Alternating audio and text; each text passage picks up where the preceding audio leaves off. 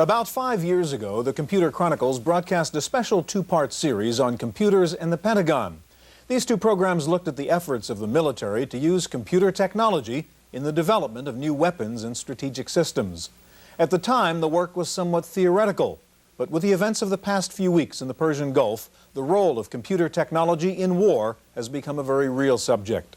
Because of the current interest in military technology, we're going to rebroadcast this special two-part series on computers in the Pentagon. Here is part 2, originally broadcast in April 1986. This is just a toy laser gun, of course, but someday real lasers may be the key to America's military defense if Star Wars or the Strategic Defense Initiative becomes a reality. But no matter how lethal laser beams may be, their effectiveness will depend on computers, on sophisticated hardware and software.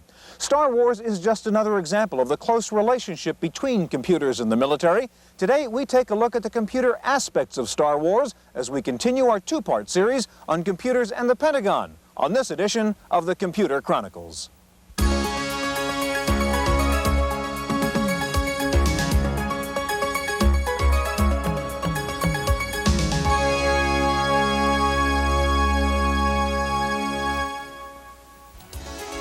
The Computer Chronicles is made possible in part by the Software Publishers Association, which reminds you it's a federal offense to copy software. The SPA provides information on how to stay software legal. Funding is also provided by PC Connection and Mac Connection, and by Byte Magazine and Bix.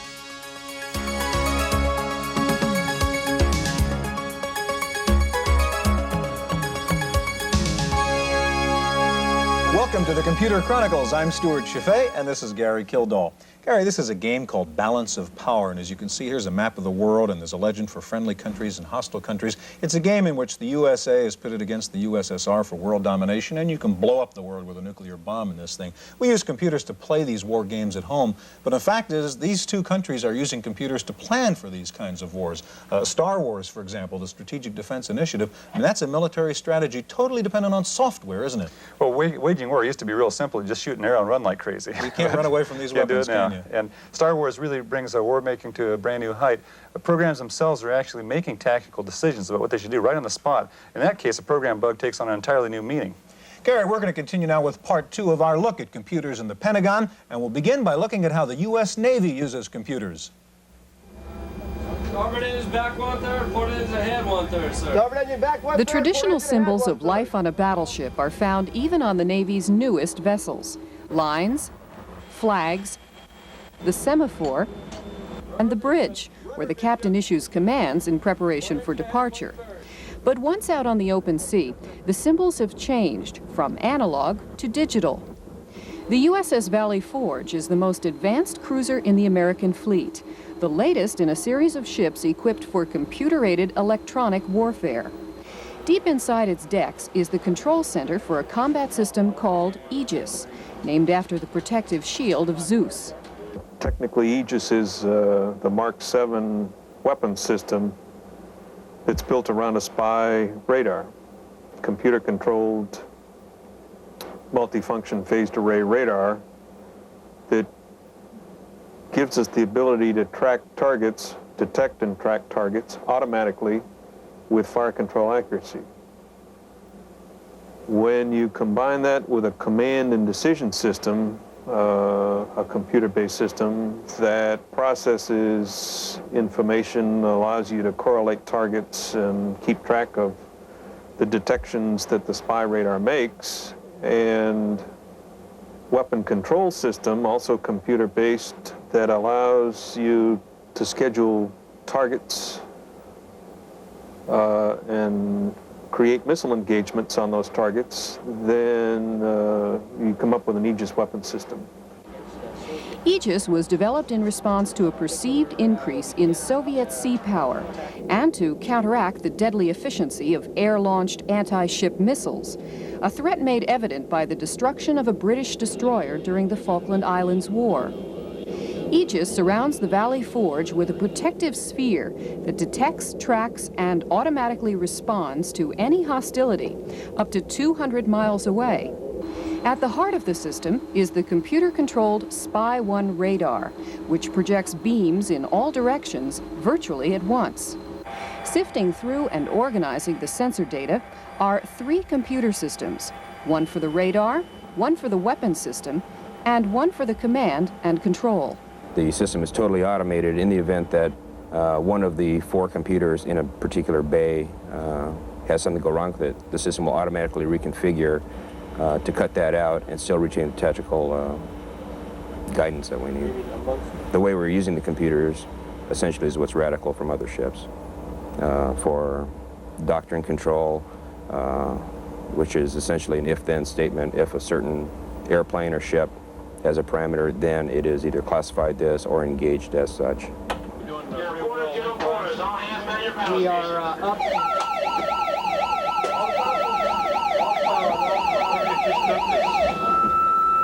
While the Valley Forge is not the first or the only Navy ship with electronic defenses, it marks a new degree of reliance on computer assistance. In the heavily armored Command and Control Center, sensors can identify targets as friend or foe and will track the location, direction, and speed of up to 200 separate targets. The Command and Decision System feeds the data to a weapons control loop, which assigns priority to the hostile targets, picks appropriate weapons, and computes trial intercepts and the time to fire.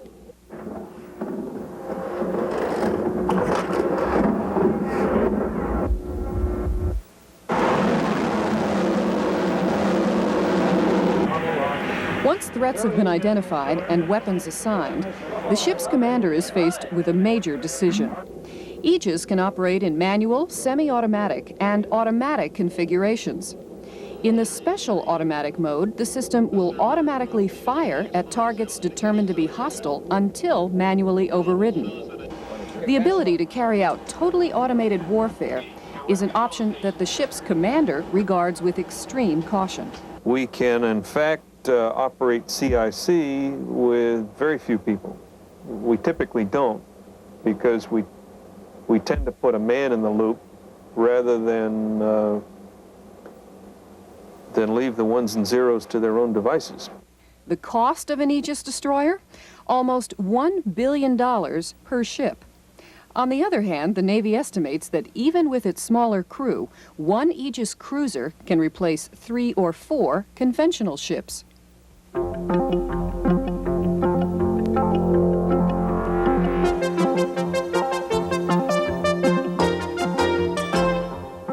At the beginning of the program, Gary and I were playing a war game on a computer. Well, they use computers for war games here too, but believe me, it's not for play. This is Griffiss Air Force Base in upstate New York, home of the Rome Air Development Center. The Air Force is doing research here on the use of computers to make those life and death decisions involved in real battle management. The Air Force is developing several computer systems to improve its mission planning, battle management, and command and control functions. The 2 key areas that are being researched here are sophisticated networks or distributed processing and artificial intelligence or expert systems. This, for example, is called the Advanced Sensory Exploitation System. It analyzes input from different kinds of sensors, electronic, visual, and radar, to provide the commander with the best possible information on the status of the enemy. This computer system analyzes the enemy's position and makes recommendations as to flight paths that will allow for maximum effectiveness of the attack with minimum losses to the pilots. The main problem these computers are trying to tackle is one of information overload for the commanders. The hardware we've developed, the sensors we developed, provide the military with an awful lot of information that they can't deal with in terms of how fast they can deal with it. So what we're trying to do is put some what are generally perceived as human intelligence capabilities, things like learning, problem solving, into the computer so that the computer can do some of that data fusion, if you will, make some sense of the information that's given. One of the keys to an effective computer system is a network of distributed processing. A network approach is particularly important in the military, where the system may have to operate in a hostile environment. One of the main things we want for a command and control system is to be able to survive and to be able to continue to operate in the presence of hostility where you may be losing parts of the system. One of the potentials we see for distributed systems is that if I lose nodes, other nodes which remain can pick up the function that was being performed by the node that I've lost, okay? What that means is I have to be able to move both the processes and the data among the various nodes, and that's what we call migration of processes, migration of data, and reconnect the users that are left to the remaining nodes themselves. Besides networking, the other main thrust of research here is in the area of artificial intelligence, the use of knowledge-based systems to make the task of mission planning more manageable. If you say, I want aircraft A to bomb target B at 10 o'clock in the morning, and there's a constraint violated, that is, aircraft A cannot reach target B without refueling, then right away a constraint through coloring or whatever, a constraint will flash on the screen that says you can't do that. And then you can sit down and ask why. And it'll tell you because that aircraft can't fly that distance, okay? At that point, you could say, fine, schedule me a refueling mission then. Or in fact, you can say to the system, okay, tell me what I can hit that target with then. Rather than you going through the database and say, okay, let's see, maybe one of those aircraft is at a nearer field. You can say to the system, you schedule this for me then. You tell me what I can hit that target with, all right? And the system knows what the range of the aircraft is, what aircraft are at a particular base, what kind of armaments do you need to knock that target out, and do the armaments and the aircraft match? That's exactly what this system does. The commander can review potential targets, have the computer match them up against resources, and check to see which targets are still unmatched. They're the ones in yellow. The commander can also support his decision-making with a laser disc-based mapping system, which provides detailed aerial views of potential target areas from maps all the way down to photos. The computer system can also be used to play war games and try out various strategies in advance. Here, the commander is creating a scenario, putting in an infantry unit, an engineering unit, and so on at a particular location of conflict. But as sophisticated as these computer systems may be, the designers say they're still just decision aids, not decision makers. I think the important distinction is that the human is still making the decision, and that's the key.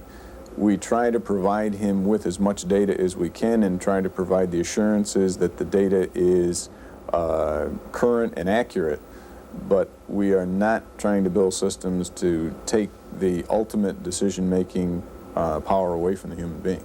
The humans may still be important, but the computers have changed the ways of warfare. The Air Force experts here say that if the Nazis had had this kind of computer power in World War II, they would not have been fooled on the location of the Normandy invasion. And had we had computers in 1941, the attack on Pearl Harbor might never have happened.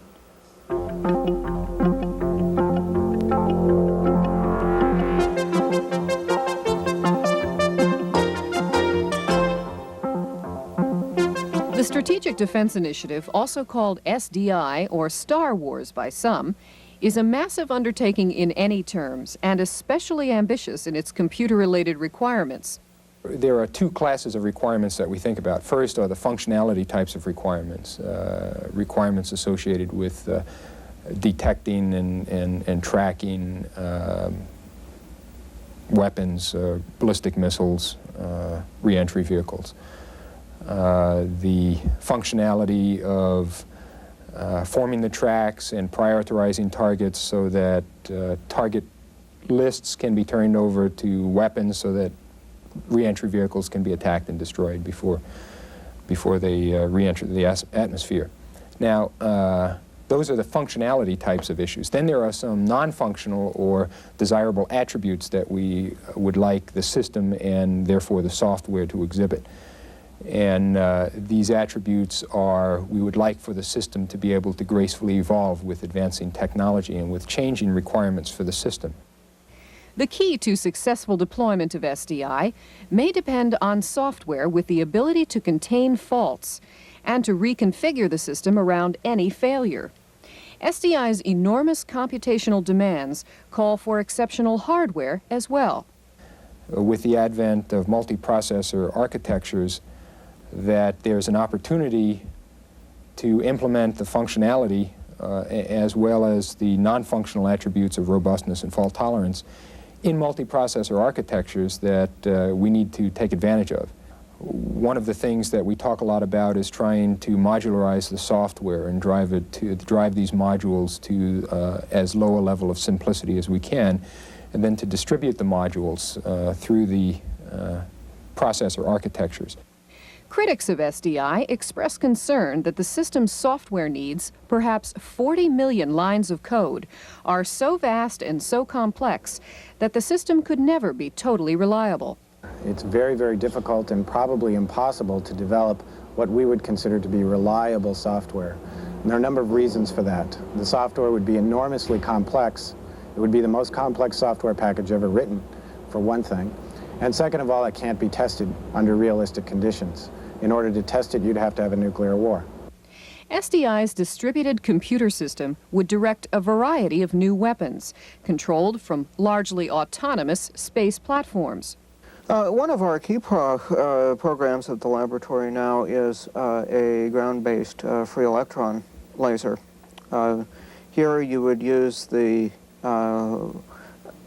large power inherent in an electron accelerator to produce visible light, and this light would be then reflected up into space, perhaps to a receiving station at geosynchronous altitude, then back down over the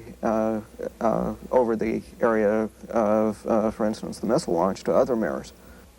Researchers describe the need for space-based hardware and software to be resilient and robust, not only to resist countermeasures like decoys, but to survive in outer space. It will require, for the first time, to put a lot of computer processing power hardware in space.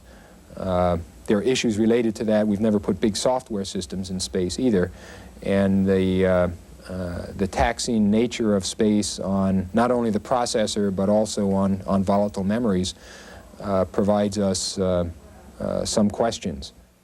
Both decoys and anti-satellite weapons represent possible Soviet responses to a defense. One warhead may be accompanied with hundreds or more light decoys, which would look to inexpensive sensor systems pretty much like the real thing. There may be 40,000 warheads. That times 100 gives 4 million objects. Processing 4 million objects in typically 1,000 seconds is a very stressing kind of requirement.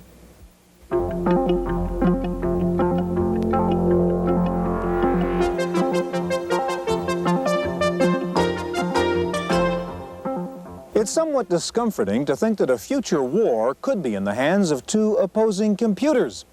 But when you think about it, war has always been a battle of technology. Absolutely, it has always been like that for centuries.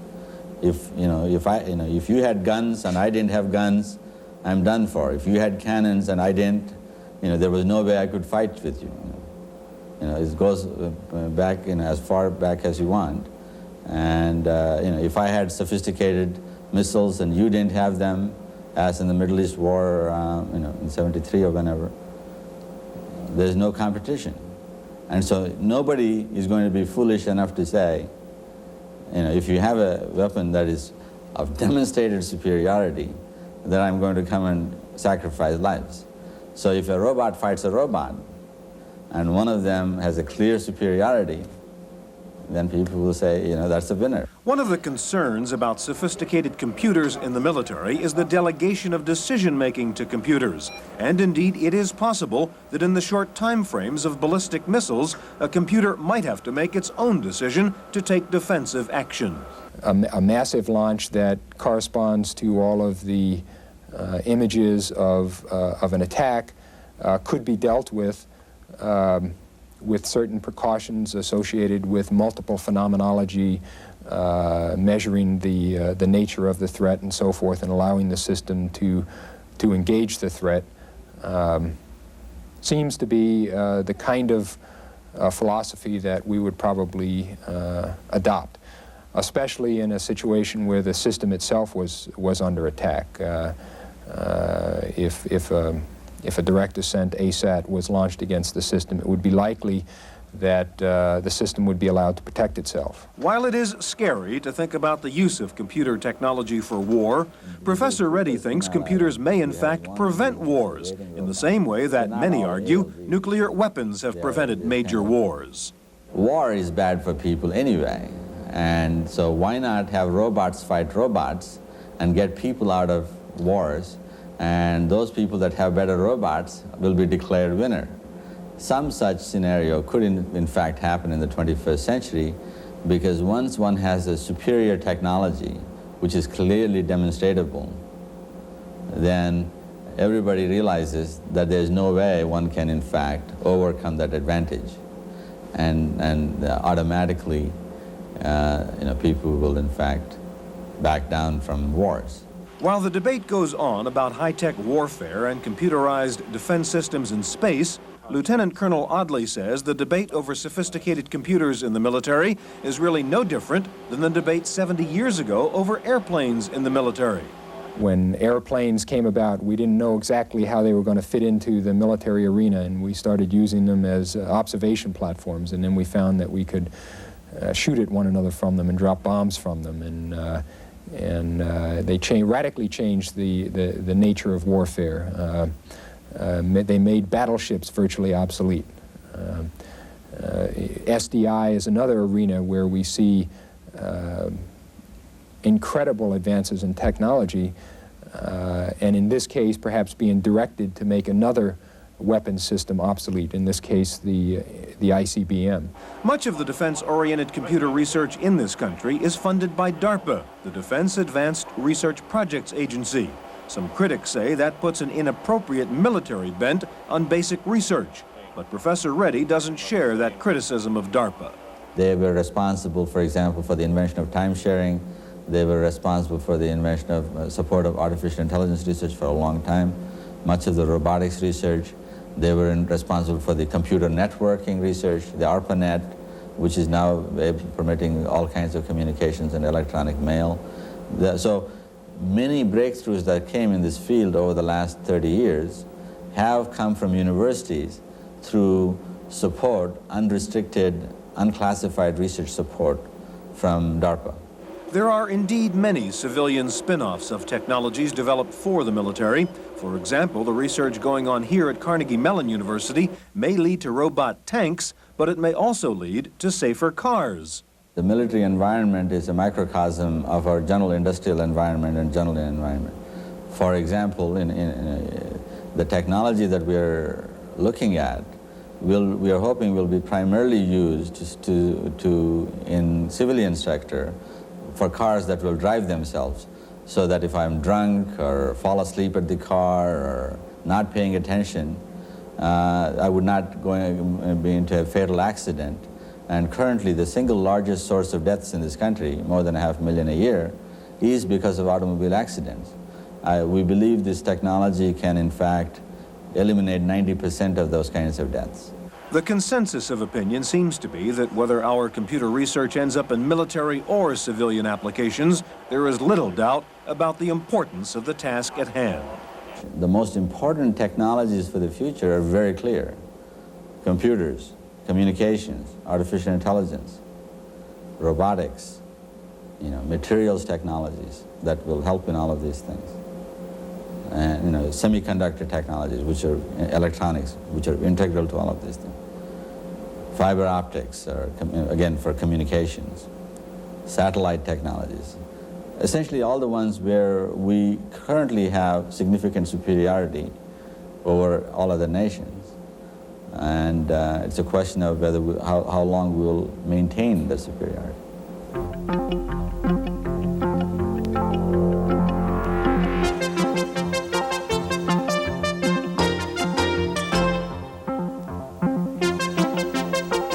Random access file this week. Computer Sciences Corporation says the Pentagon is now using its Joint Deployment System software to keep track of all military personnel and equipment in the Persian Gulf. The company also reportedly has supplied the Pentagon with military planning software that is being used by the Central Command in Saudi Arabia under General Norman Schwarzkopf to simulate battle scenarios and try out various what-if military strategies. The U.S. Army is using a sophisticated new computer system from Unisys that lets it keep track of all military personnel medical records. It's called a Tactical Army Combat Service Support System, and it can pull up a patient's medical record in seconds and identify the nearest hospital or medical unit appropriate to the needs of a soldier requiring emergency care. Unisys has also provided the coalition forces with the Airborne Battlefield Command Control Center.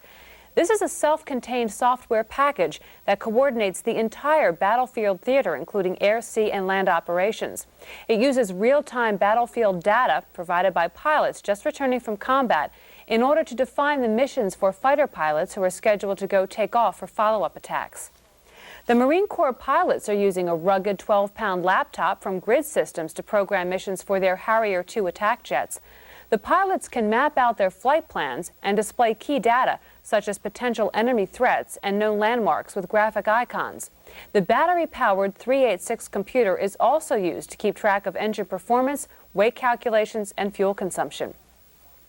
Delrena Technology of Canada is also supporting the war effort by shipping software that reduces Defense Department paperwork. The company's software package has enabled the department to computerize over 50 of the most commonly used Pentagon forms, ranging from top-secret cover sheets to procurement requests. The war in the Persian Gulf has led to a big jump in the sales of military flight simulators. Egghead Discount Software reports an 88% increase in sales of some of its war-related games. The biggest selling titles include F-19 Stealth Fighter, F-15 Strike Eagle II, and M1 Tank Platoon. Many of the flight simulators come with Persian Gulf battle scenarios. Taking a look at this week's top 10 software titles for the PC, PC Connection reports that TurboTax from Chipsoft is in the #1 position, with Expanded Memory Manager in second. Third is the Entertainment Pack for Windows, followed by Adobe Type Manager.